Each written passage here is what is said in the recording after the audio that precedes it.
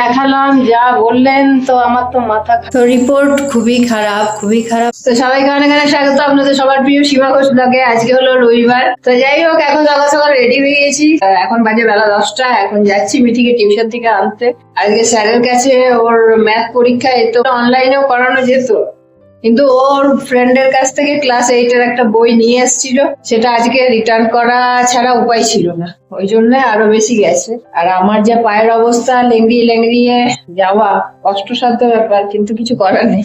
একটা বাচ্চাকে জন্ম দেওয়ার পর থেকে তার পিছনে যে এফোর্টটা দিতে হয় না, সেটা শরীরের কষ্টই হোক আর যাই কষ্ট হোক, সেটা একমাত্র মা পারে। আদার্স কাউকে এই ক্ষমতাটা দেয়নি ভগবান। তো যাই হোক, আপাতত গিয়ে নিয়ে আসি।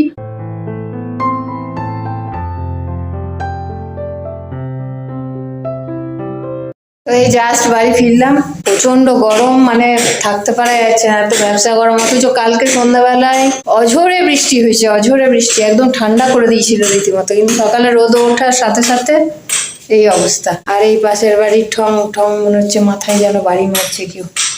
গতকালও আমি কোনো রান্না ঘরে করিনি, হোটেল থেকে নিয়ে এসে মিঠি আমি খেয়ে নিয়েছি। আর আজকে তো পায়ে এত বেশি ব্যথা হয়ে গেল, ওই টোটোতে যখনই কোমরে জার্ক হচ্ছে না, তখনই পায়ের ব্যথাটা আর কোমরের ব্যথাটা বেড়ে যাচ্ছে। মেয়ে আমার একদিক থেকে খুব ভালো, বোঝে মায়ের কষ্ট হয়। ওকে নিয়ে আসার সময় ইপি কিনে নিয়ে এলাম, মানে ওইটাই টিফিন কর, আজকে কিছু রান্না বান্না করছি না। এখন বাজে 8:50, সন্ধ্যার থেকে ওয়েট করে আছি ডাক্তার কখন আসবে, কখন যাব। তো ডাক্তার এত দেরি করে, অনেক দূর থেকে আসেন উনি। মেডিসিনের দোকান থেকে বলছে যে 9:10-15 বাজবে। তো 9:10-15-তে বেরোবো, তারপর ডাক্তার দেখিয়ে আসতে অনেকটাই রাত হয়ে যাবে। দেখি, ওদেরকে বললাম যে আমাকে বাড়ি পৌঁছে দিতে হবে, তাহলে যাব, নইলে যাবো না। এসে বসে আছি, এখনো ডাক্তার আসার নাম নেই। আর এই যে মহিলা, এই মহিলা যদি আমাকে বাড়ি না পৌঁছে দিয়েছে, আজকে বাড়ি দিয়ে যাবো। আমি ওনাকে ডাক্তারবাবুর গাড়ি করে বাড়ি পাঠিয়ে দেবো, তাহলে তো খুব ভালোই হয়, মঙ্গল হয়। দেখালাম, যা বললেন, তো আমার তো মাথা খারাপ হয়ে গেছে। এখন বাজে প্রায় রাত 10টা।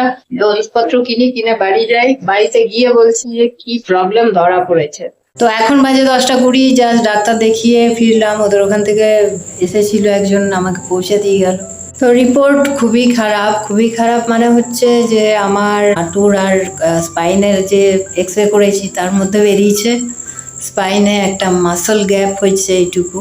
তো ওই একটা গ্যাপ আছে, আর হাঁটুতেও একটু একটা হাড় কিন্তু সরে আছে, যার জন্য আমার হাঁটুটা, মানে পাটা চললে ব্যথা লাগে। আর বেঁকে আছে পাটার, ফুট স্টেপটা সোজা নেই, বেঁকে থাকে। আর হাঁটুর এক্সরে থেকে আর একটা নতুন উৎপত্তি হলো, সেটা হচ্ছে আর্থারাইটিস গ্রেড 2।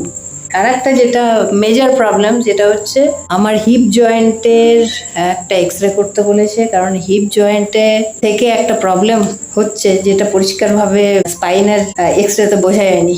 1 মাস পর বললো ওষুধগুলো খেয়ে হিপ জয়েন্টের একটা এক্সরে করে দেখাতে। কারণ আমি চলতে গেলে, ওই যে বলছিলাম, বাঁ পাটা লাগছে ঠিক এই মানে কর্নারটায়, তো সেটা হিপ জয়েন্টের সাথে কানেক্টেড, যার জন্য বলেছে হিপ জয়েন্টের এক্সরে করতে।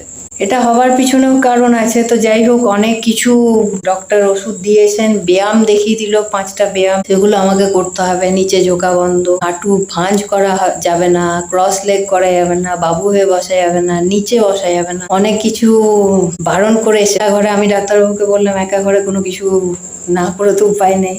বললো সোজা হয়ে দাঁড়িয়ে থেকে যতগুলো করা যায় আর কি। নি ক্যাপ দিয়েছে, দুটো নি ক্যাপ পরে সবসময় থাকতে হবে, নিচে বসা যাবে না নি ক্যাপ পরে। গ্রেড 2। আমি বললাম রিভার্সের কোনো কিছু, অ্যালোপ্যাথিতে রিভার্সের কোনো সিস্টেম নেই। এবার সলিউশন যখন পেয়েছি, সলিউশনের দিকে ধ্যান দিই। যা কিছু হয় খুব ভালোর জন্য হয়। থ্যাংক ইউ ভগবানকে, থ্যাংক ইউ যে আমার সময় থাকতে অন্তত এই যে আর্থারাইটিস, যেটা আমার জানা ছিল না। আমি জানতাম যে আমার অ্যাক্সিডেন্টের পর কোথাও কিছু প্রবলেম হয়েছে, কারণ জানি ওটা সময়ের সাথে সাথে ঠিক হয়ে যাবে রেস্টের মধ্যে।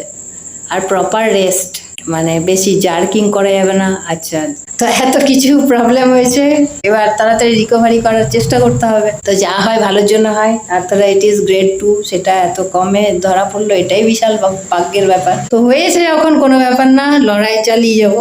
মেন্টালি এতটাই আমি স্ট্রং যে কোনো রোগ আমাকে হেলাতে পারবে না, এটুকু আমি জানি। তো যাই হোক, এবার খাওয়া দাওয়া করি।